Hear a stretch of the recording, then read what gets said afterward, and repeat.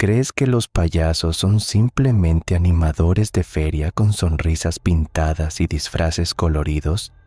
Intérpretes inofensivos destinados a deleitar a los niños con animales de globos y comedia de golpes y caídas. ¿Y si te dijera que, bajo la pintura grasa y detrás de las narices rojas, se esconde una historia tan perturbadora que gobiernos de todo el mundo la han reprimido activamente durante más de un siglo? La información que estoy a punto de compartir ha sido borrada de forma sistemática de los registros públicos. Se han purgado archivos, se ha silenciado a testigos, se han destruido pruebas, pero aún quedan fragmentos, dispersos a lo largo de décadas y continentes, esperando a que alguien por fin reúna la aterradora verdad. Y no empieza con el entretenimiento, sino con un ritual antiguo. Desde hace tiempo, los antropólogos reconocen que existen figuras similares a los payasos en prácticamente todas las culturas humanas a lo largo de la historia, desde los payasos sagrados nativos americanos hasta los bufones de la Europa medieval, pasando por los intérpretes japoneses de máscaras y otoko. La explicación convencional es simple: evolución cultural convergente. Sociedades que desarrollan de manera independiente arquetipos similares, inocentes, universales, naturales. La verdad es mucho más oscura. En 1887, el antropólogo británico James Frazer estaba realizando investigaciones para su obra fundamental, La rama dorada, cuando descubrió algo inquietante en las prácticas ceremoniales de culturas dispares. Las figuras rituales con rostros pintados y rasgos distorsionados no eran simple entretenimiento, sino que servían como intermediarios entre mundos. Estos seres existen en los umbrales, escribió Frazer en su diario privado, hallado décadas después de su muerte. No son plenamente humanos ni plenamente otros. Ocupan espacios liminales entre nuestro mundo y lo que hay más allá. Ese diario, que contenía observaciones excluidas de su obra publicada, desapareció de los archivos de la Universidad de Cambridge en 1923. Reapareció brevemente en 1967, antes de desaparecer otra vez. Los 3 investigadores que accedieron a él durante ese periodo murieron en circunstancias inusuales con pocos meses de diferencia. Causas oficiales: insuficiencia cardíaca, ahogamiento, suicidio. No se realizaron autopsias. En 1891, una serie de desapariciones azotó a pequeños pueblos a lo largo del río Mississippi, donde recientemente habían actuado carnavales itinerantes. Las crónicas periodísticas describían a niños que se desvanecían sin dejar rastro, vistos por última vez mirando actuaciones de payasos. Las autoridades culparon a accidentes en el río y a fugas de caza. Caso cerrado. Pero comunicaciones internas de la policía, desclasificadas un siglo después, cuentan otra historia. Los agentes investigadores encontraron un residuo extraño en los lugares donde se vio por última vez a los niños. Una sustancia pegajosa y fosforescente que parecía evaporarse al exponerse a la luz solar. Los análisis de laboratorio fueron inconcluyentes, describiendo el material como de naturaleza orgánica, pero de origen indeterminado. Aún más inquietantes fueron las huellas halladas cerca de esos residuos, impresiones alargadas y asimétricas que no coincidían con ningún tipo de calzado conocido, con patrones en la zona de los dedos que parecían sugerir 6 o 7 dígitos. Estos expedientes fueron sellados por las autoridades federales en 1892. La razón oficial: prevenir el pánico público y preservar el comercio interestatal. Los investigadores fueron reasignados. El caso sigue oficialmente sin resolverse. En 1904, durante la Exposición Universal de St. Louis, ocurrió algo que casi expuso la verdad. Un artista llamado Joseph Grimaldi, un nombre artístico tomado del famoso payaso del siglo XIX, se desplomó en pleno número. Los testigos describieron una convulsión seguida de una rápida transformación física. Su cuerpo se alargó, sus dedos se extendieron y su mandíbula se desencajó para revelar filas de dientes en forma de aguja. 5 espectadores resultaron heridos en el pánico posterior. La explicación oficial fue una histeria colectiva provocada por un golpe de calor y el alcohol, pero el doctor William Morrison, el médico que examinó el cuerpo de Grimaldi, documentó hallazgos que contradecían esa versión. La estructura ósea muestra evidencia de una reconfiguración rápida imposible en la fisiología humana. Escribió: la capacidad craneal excede los parámetros normales en un 22%. La capa dérmica contiene una pigmentación que no puede retirarse y parece ser celular, más que aplicada externamente. El informe del Dr. Morrison fue confiscado por funcionarios del gobierno que se identificaron como representantes del Departamento de Salud. 3 semanas después, el propio Morrison fue internado en una institución psiquiátrica. Diagnóstico: parasitosis delirante. Murió allí en 1906, por lo que los registros describen como heridas autoinfligidas. Los testigos informaron que había estado intentando arrancarse algo que se movía bajo la piel. Entre 1904 y 1912, los incendios de circo se convirtieron en una epidemia en Estados Unidos y Europa. Los registros históricos los atribuyen a los materiales inflamables utilizados en la construcción de las carpas. Una explicación razonable, pero investigaciones de aseguradoras de la época, obtenidas mediante solicitudes de acceso a la información, revelan algo más inquietante. En cada caso, los incendios no se originaron por fuentes accidentales, sino dentro de los alojamientos de los payasos, y en cada caso, nunca se recuperaron restos de payasos, a pesar de que se informó que muchos quedaron atrapados dentro. Un investigador de seguros, Thomas Blackwell, anotó en su informe de 1910: parece que estos incendios no sirven como accidentes, sino como incineraciones, provocadas deliberadamente cuando ciertos artistas necesitan eliminar pruebas de su verdadera naturaleza. La pregunta sigue siendo: si estos seres son destruidos en las llamas, ¿por qué aparecen artistas casi idénticos, con los mismos manierismos peculiares y técnicas de actuación, en nuevos espectáculos a las pocas semanas de cada desastre? Los informes posteriores de Blackwell se vuelven cada vez más paranoicos antes de terminar de manera abrupta. Los registros del condado indican que se trasladó a Alaska en 1911, aunque no puede encontrarse ninguna documentación posterior de su existencia después de esa fecha. El periodo entre las guerras mundiales vio el auge del payaso como una profesión de entretenimiento formalizada. En 1923 se estableció la Asociación Internacional de Payasos, públicamente dedicada a preservar y promover el antiguo arte de la payasada. Su estatuto privado, obtenido a través de un exmiembro que deseó permanecer en el anonimato, contenía un lenguaje más inquietante: vigilar y mantener una contención apropiada de energías ancestrales, mediante parámetros rituales de actuación. Ese estatuto hacía referencia a una misteriosa Directiva 7, que establecía reglas específicas. El maquillaje del payaso debía incluir patrones geométricos determinados. Las actuaciones debían incorporar movimientos específicos a intervalos regulares. Y, lo más extraño, cada artista debía mantener un diseño facial único que no pudiera duplicarse ni fotografiarse con precisión. En 1931, una investigadora llamada L. Lanner Vance comenzó a estudiar lo que ella llamó el contagio del payaso, el fenómeno psicológico por el cual la exposición a actuaciones de payasos parece desencadenar cambios de comportamiento en individuos susceptibles, particularmente en niños.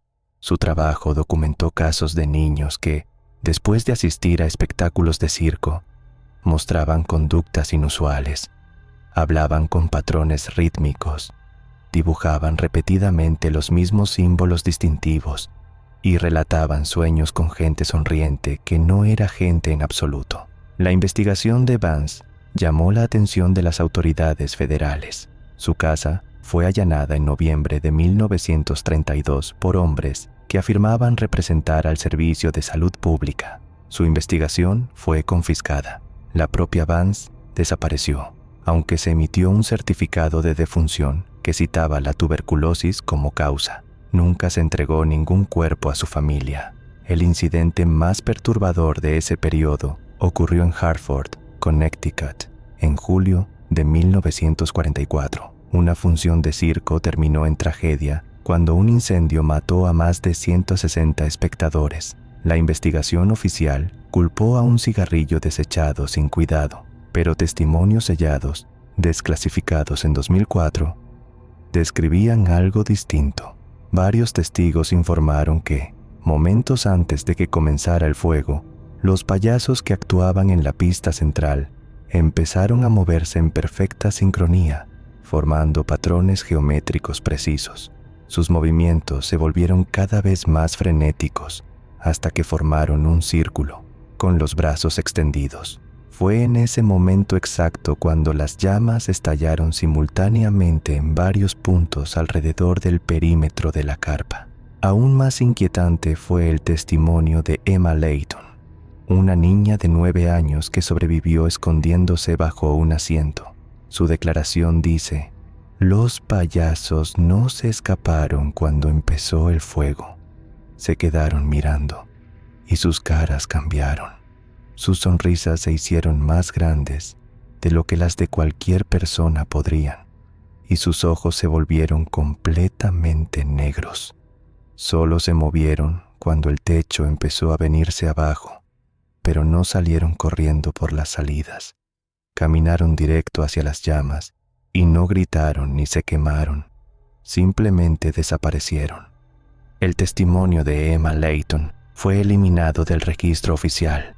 Su familia se mudó a Oregón al mes siguiente, cuando periodistas intentaron entrevistarla para un reportaje conmemorativo del 25 aniversario del incendio. Descubrieron que había sido internada en 1947 tras intentar arrancarse sus propios ojos, afirmando que eran la forma en que los sonrientes podían ver dentro de su cabeza. El periodo de posguerra vio la comercialización estratégica de la imaginería del payaso. Las corporaciones adoptaron mascotas de payasos para restaurantes y productos. Los programas de televisión infantiles presentaban anfitriones payasos.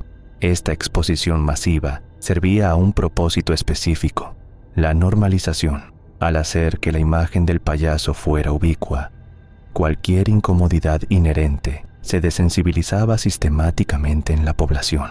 La estrategia estaba descrita en un documento clasificado de guerra psicológica de 1952 titulado Operación Máscara del Bufón, que detallaba una inoculación cultural contra el reconocimiento de una infiltración no humana mediante protocolos de exposición controlada.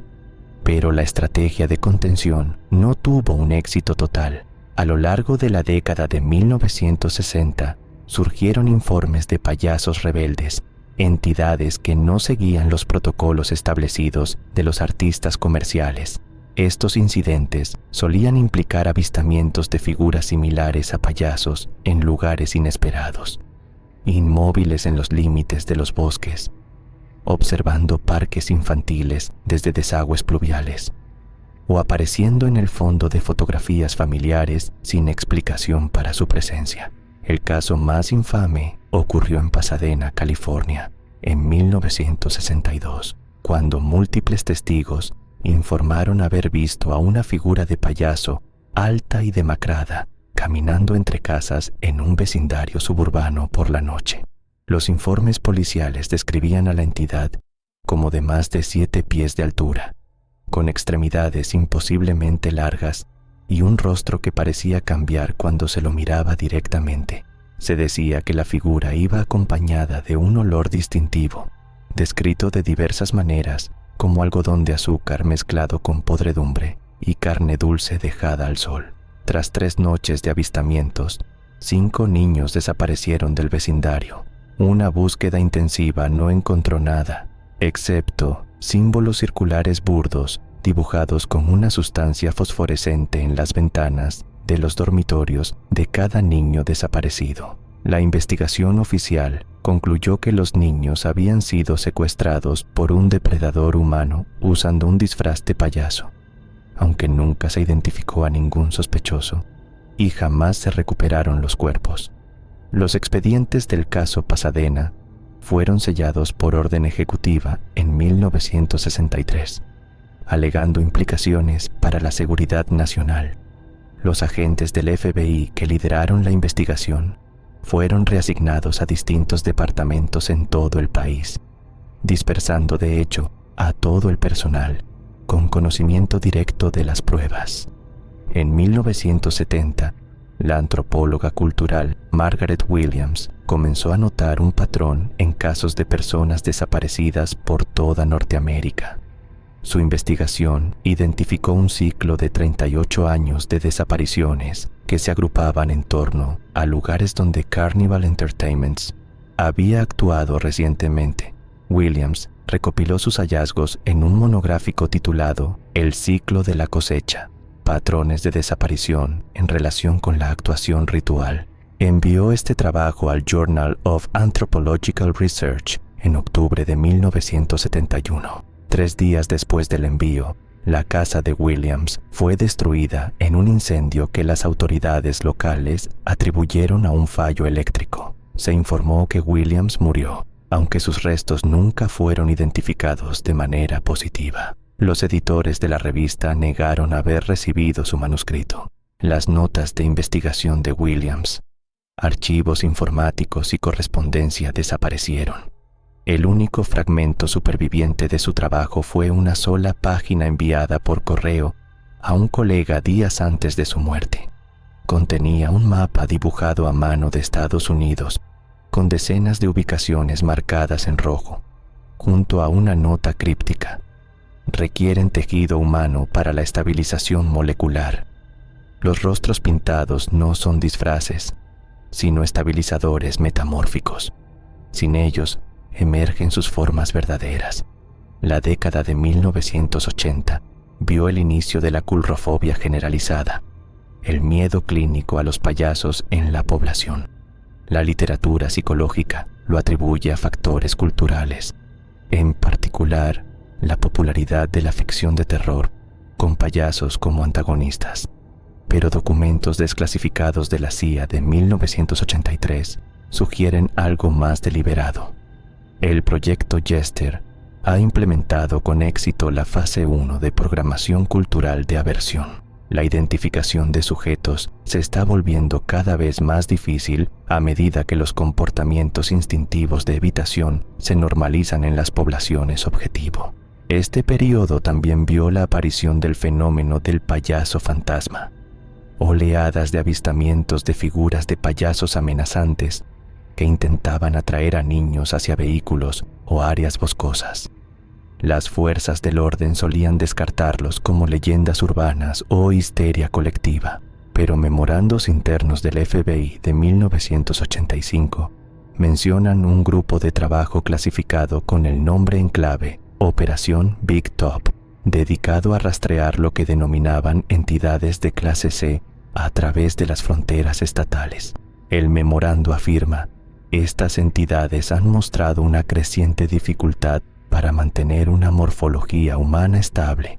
Los protocolos de contención establecidos en 1952 están mostrando señales de fallo. Se recomienda la implementación inmediata de estrategias de supresión mediática y el despliegue de equipos especializados de contención a las zonas afectadas.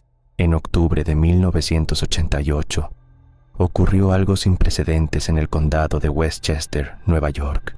Durante una fiesta de cumpleaños infantil, un payaso contratado llamado Sunny sufrió lo que los testigos describieron inicialmente como una convulsión. Lo que vino después desafió cualquier explicación convencional.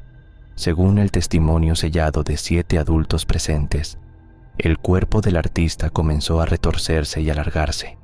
El traje colorido se rasgó por las costuras, revelando no piel humana, sino una superficie quitinosa y reluciente debajo. Lo más aterrador fueron los apéndices que emergieron de los desgarros, extremidades delgadas y articuladas, en un número muy superior a 4. Antes de que los adultos pudieran reaccionar, la entidad agarró a 2 niños y escapó por una puerta corrediza de vidrio. La policía llegó en cuestión de minutos, pero no encontró rastro de la criatura, del traje de payaso, ni de los niños desaparecidos. Una búsqueda de 3 semanas no arrojó nada, salvo un residuo extraño en el suelo detrás de la casa, una sustancia pegajosa y fosforescente que se evaporó cuando fue recogida para su análisis. El informe oficial atribuyó el incidente a una alucinación causada por intoxicación con monóxido de carbono debido a una caldera defectuosa. Los niños desaparecidos fueron clasificados como víctimas de secuestro a manos de un depredador humano. El caso sigue sin resolverse. Las familias de ambos niños fueron reubicadas mediante un programa federal normalmente reservado para testigos en casos criminales de alto nivel. Su paradero actual es desconocido. En 1990, el Dr. James Hauerin, neurólogo de la Universidad Johns Hopkins, hizo un descubrimiento que casi reveló la verdad. Mientras estudiaba la actividad cerebral en pacientes con trastornos convulsivos, identificó patrones inusuales en sujetos que habían tenido una exposición prolongada a actuaciones de payasos durante la infancia. Estos pacientes mostraban actividad anómala en la glándula pineal y la amígdala cuando se les mostraban imágenes de rostros de payasos. Aún más preocupante fue el hallazgo de diminutas estructuras no identificables, incrustadas por todo el tejido cerebral. Estructuras que parecían ser de naturaleza artificial. El Dr. Hauerin presentó sus hallazgos preliminares en una conferencia médica cerrada en marzo de 1990. Su investigación fue clasificada de inmediato. A Hauerin se le ofreció un puesto en una instalación privada de investigación con vínculos con el Departamento de Defensa. Lo rechazó. 3 semanas después, lo encontraron muerto en su oficina por una aparente herida de bala autoinfligida. Sus materiales de investigación, archivos informáticos y muestras de pacientes desaparecieron. Un colega que pidió mantener el anonimato reveló que, en los días previos a su muerte, Hauerin se había vuelto cada vez más paranoico, afirmando que lo seguían personas cuyos rostros no estaban del todo bien. El colega también informó que Hauerin había descubierto algo en sus propios escáneres cerebrales, evidencia de que él mismo había sido comprometido durante su investigación. A lo largo de la década de 1990, a medida que la comunicación por Internet se volvió generalizada, a las autoridades les resultó cada vez más difícil contener la información sobre estas entidades. Los foros en línea se llenaron de relatos personales, de encuentros con payasos equivocados, artistas cuyos movimientos parecían mecánicos, cuyos rasgos cambiaban al verse desde distintos ángulos, o que aparecían en lugares sin una explicación lógica. En respuesta, se lanzó una sofisticada campaña de desinformación. La cultura popular se inundó de terror ficticio con payasos. Proliferaron documentales sobre la psicología del miedo a los payasos. La estrategia era simple pero efectiva: hacer que la verdad fuese indistinguible de la ficción, enterrar los relatos genuinos bajo una avalancha de contenido fabricado. Cualquiera que compartiera un encuentro real sería descartado como alguien que simplemente repetía tópicos de películas de terror o leyendas urbanas. Un memorando filtrado de un contratista privado de inteligencia, fechado en 1998, describía este enfoque: la contención de información en la era digital no requiere censura, sino dilución. Al saturar los canales mediáticos con versiones ficcionalizadas de incidentes de la serie K de entidades, creamos barreras cognitivas efectivas contra la divulgación real. Se recomienda financiación inmediata para múltiples propiedades de entretenimiento que presenten figuras antagonistas que coincidan con la morfología objetivo.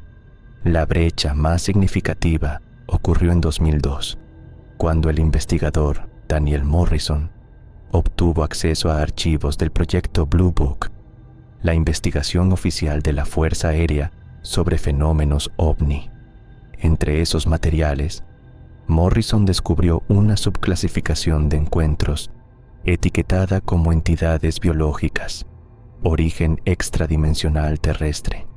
Estos archivos contenían cientos de informes de incidentes que involucraban entidades similares a payasos, con registros que se remontaban a la década de 1940. Los informes describían seres capaces de alterar su forma física, pero que necesitaban ciertos patrones geométricos, por lo general aplicados como maquillaje para mantener una apariencia humana. Se sentían atraídos por salidas emocionales intensas, especialmente las de los niños, y, lo más perturbador, parecía que extraían algo de sus víctimas, no solo tejido físico, sino algo que los informes describían como energía psicoemocional o sustrato de conciencia. Morrison recopiló estos hallazgos y los subió a un servidor anónimo en diciembre de 2002. La información estuvo en línea menos de 12 horas antes de que el servidor fuera destruido, en lo que se reportó como un incendio eléctrico. El propio Morrison desapareció 3 días después, mientras viajaba para reunirse con un periodista. Su coche de alquiler fue hallado abandonado en un área de descanso en Nevada.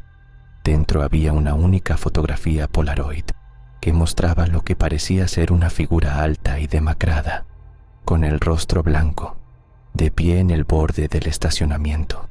Los rasgos de la figura estaban distorsionados de un modo que sugería que no llevaba maquillaje, sino que era, de alguna manera, inherentemente incorrecta. En 2008, surgió un patrón de avistamientos de payasos en comunidades rurales de todo el Medio Oeste. Los testigos describían figuras inmóviles en campos de maíz o en los límites de los bosques, observando casas donde vivían niños. A diferencia de avistamientos anteriores, estas entidades no intentaban interactuar ni atraer víctimas, simplemente observaban, a menudo durante horas, antes de desaparecer cuando alguien se acercaba. Las autoridades locales descartaron los informes como bromas, pero correos electrónicos filtrados de la Unidad de Análisis de Conducta del FBI mencionaban una escalada de los comportamientos de vigilancia de la entidad K y advertían de una fase de recolección inminente. Los correos recomendaban incrementar la supervisión de los informes de personas desaparecidas en los condados afectados y desplegar equipos especializados de contención disfrazados de fuerzas del orden habituales. Para 2013, la estrategia pasó de la contención a la distracción. Se orquestó una campaña coordinada de avistamientos de payasos inquietantes en varios países. Estos incidentes, personas disfrazadas de payasos amenazantes apareciendo en lugares públicos, generaron una amplia cobertura mediática y preocupación pública, pero servían a un propósito específico: normalizar esos avistamientos y entrenar al público para atribuirlos a bromistas humanos, en lugar de a algo más siniestro. Un documento del Departamento de Seguridad Nacional, obtenido mediante una solicitud FOIA, pero fuertemente censurado, describía esta estrategia. La operación Máscara de Carnaval implementará eventos de exposición controlada en múltiples jurisdicciones, creando vías de atribución para manifestaciones espontáneas de la entidad K. Se monitorearán los patrones de respuesta del público y de los medios para evaluar la efectividad de la penetración de la historia de cobertura. En 2016, la ola más extensa de avistamientos de payasos en la historia barrió Norteamérica y Europa. Miles de reportes inundaron departamentos de policía y redes sociales. La narrativa oficial lo atribuyó a histeria colectiva alimentada por la cobertura mediática y rumores en línea. Caso cerrado, pero comunicaciones internas entre agencias federales contaban otra historia. Un informe clasificado, filtrado por un contratista en 2019, describía los eventos de 2016 como la mayor manifestación coordinada de incursiones de la entidad K desde que comenzó la vigilancia. El documento añadía que la permeabilidad dimensional había aumentado más allá de los parámetros previstos y que los protocolos de contención estaban fallando a un ritmo acelerado. Lo más preocupante era la sección titulada Evaluación de Integración Biológica, que señalaba que las muestras de tejido obtenidas de entidades terminadas mostraban capacidades adaptativas crecientes. El biomaterial de la entidad K ahora demuestra un 98,7% de compatibilidad con estructuras celulares humanas, lo que sugiere que la capacidad de mimetismo molecular completo es inminente. La ventana para mantener la distinción entre especies se está cerrando. En 2020, durante la pandemia global, ocurrió algo inesperado. A medida que las personas se aislaban en sus hogares y cesaban las reuniones públicas, los informes de manifestaciones de la entidad K cayeron casi a cero. Un estudio clasificado realizado por investigadores de DARPA, cuyas partes se incluyeron por accidente en una publicación FOIA no relacionada, planteaba la teoría de que estas entidades requieren exposición regular a la salida emocional humana, especialmente miedo, asombro y excitación, para mantener su presencia en nuestra realidad. El informe afirmaba: las manifestaciones de la entidad K parecen depender de energías observacionales humanas, en particular las generadas por estados emocionales concentrados. El contexto de la actuación no es simplemente una conveniencia cultural, sino una necesidad biológica para estos seres. Sin exposición regular a los resultados neurológicos específicos generados por el público humano, no pueden mantener la cohesión molecular en nuestro plano dimensional. A medida que las reuniones públicas se reanudaron en 2021, también lo hicieron los avistamientos. Pero algo había cambiado. Las entidades ahora parecían más estables, más capaces de mantener una apariencia humana sin los patrones geométricos tradicionales del maquillaje de payaso. Se habían adaptado, habían evolucionado. Los testigos describían encuentros con individuos que parecían humanos en todos los aspectos, salvo por una sutil incorrección. Ojos ligeramente demasiado grandes, sonrisas que se extendían demasiado, movimientos que parecían incluir demasiadas articulaciones. El desarrollo más inquietante llegó en 2023, cuando neurólogos pediátricos de todo el país empezaron a documentar una condición inusual en niños que habían asistido recientemente a ferias o eventos de circo. Estos niños presentaban extrañas estructuras en su tejido cerebral, similares a las descubiertas por el Dr. Howering décadas antes, pero estas estructuras eran más avanzadas, más integradas con las vías neuronales humanas. Los propios niños no mostraban síntomas evidentes, salvo un informe constante. Todos describían sueños con gente sonriente que venía a llevárselos a algún lugar especial. Una evaluación clasificada de los CDC, compartida a través de canales seguros con hospitales de investigación seleccionados, designó este fenómeno como síndrome de infiltración neurológica. El documento aconsejaba a los médicos reportar cualquier caso a un grupo de trabajo especial, en lugar de documentarlo en registros médicos oficiales. Se delinearon protocolos de tratamiento, aunque se describía su eficacia como limitada una vez que la integración alcanzaba la etapa 3. Hoy, a medida que la tecnología avanzada de imagen se vuelve más común, a las autoridades les resulta cada vez más difícil contener la verdad. Las cámaras térmicas de uso civil pueden detectar las sutiles diferencias de temperatura que distinguen a estas entidades de los humanos. Las aplicaciones de análisis espectral en teléfonos inteligentes pueden identificar los patrones únicos de absorción de luz en su pseudopiel. Caminan entre nosotros, pero ahora pueden ser vistos por quienes saben qué buscar. Y eso nos lleva a la pregunta más inquietante: ¿qué quieren? ¿Por qué esta infiltración de siglos? La respuesta puede estar en un documento filtrado de una sesión informativa de seguridad de la ONU a puerta cerrada en 2024. Describía a estas entidades no como depredadores en el sentido convencional, sino como colonizadores dimensionales, seres que necesitan la conciencia humana como recurso para su propia realidad. El documento afirmaba: las manifestaciones de la entidad K representan la parte visible de un proceso de incursión mayor. Estos seres no se limitan a llevarse a humanos individuales, sino que están alterando gradualmente la naturaleza fundamental de la conciencia humana para hacerla más compatible con sus requisitos dimensionales. Cada interacción, cada avistamiento, cada instante de miedo o asombro en su presencia crea otro punto de acceso. El objetivo final parece no ser el consumo ni el reemplazo, sino la transformación de nuestra realidad en una extensión de la suya. Considera cómo nuestra relación cultural con los payasos ha evolucionado durante el último siglo, de animadores queridos a objetos de miedo instintivo. Esto no es simplemente un cambio de moda ni una deriva cultural.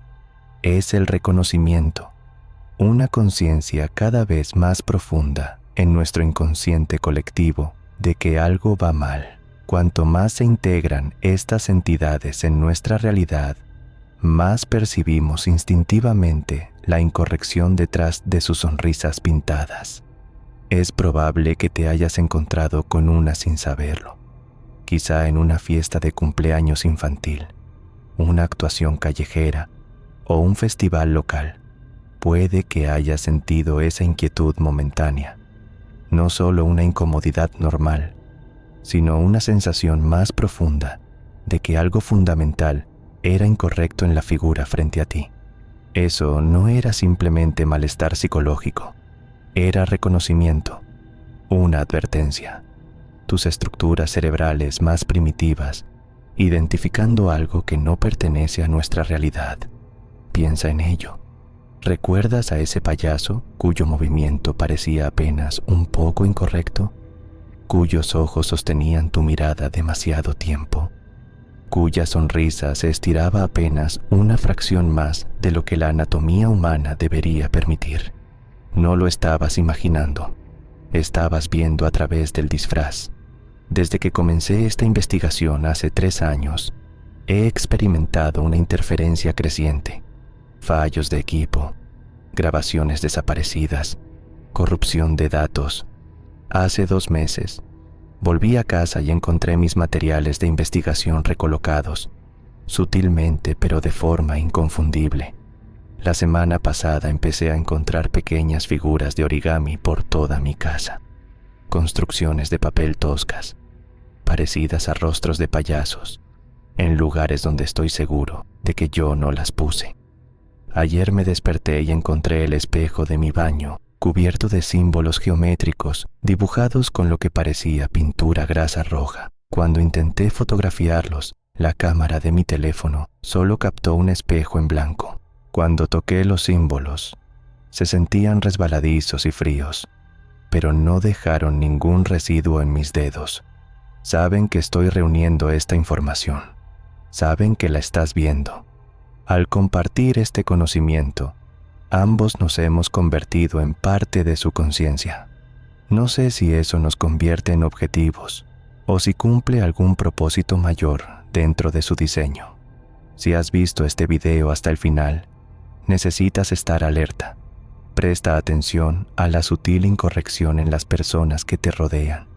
Observa movimientos antinaturales, expresiones que no encajan del todo con las emociones, ojos que reflejan la luz en ángulos inusuales. Escribe: los veo sonriendo en los comentarios para que otros sepan que has sido informado. Comparte este video antes de que lo eliminen. Descárgalo mientras puedas. Y, lo más importante, si ves a un payaso, a cualquier payaso, en cualquier lugar, no mantengas contacto visual. No muestres una emoción intensa. No permitas que te separen de los demás. Lo que requieren no es tu cuerpo, sino tu atención. tu respuesta emocional, tu conciencia. Llevan siglos observándonos desde los bordes de nuestra realidad y aún están esperando que los invitemos. Si has llegado hasta aquí, ya lo sientes. Esa punzada en el estómago, esa certeza difícil de explicar. No es curiosidad, es instinto. Quédate cerca, porque lo que viene no se entiende de una sola vez, y lo que se oculta rara vez se queda oculto para siempre. Mantén este lugar marcado. Vuelve cuando el ruido se apague. Y si quieres seguir viendo lo que otros prefieren ignorar, acompáñame. Y antes de irte, deja una señal. No hace falta contar tu vida. Basta con una frase, una palabra, un detalle que solo alguien que lo vio reconocería. Aquí abajo hay ojos mirando, pero también hay personas despiertas. Haz que se note.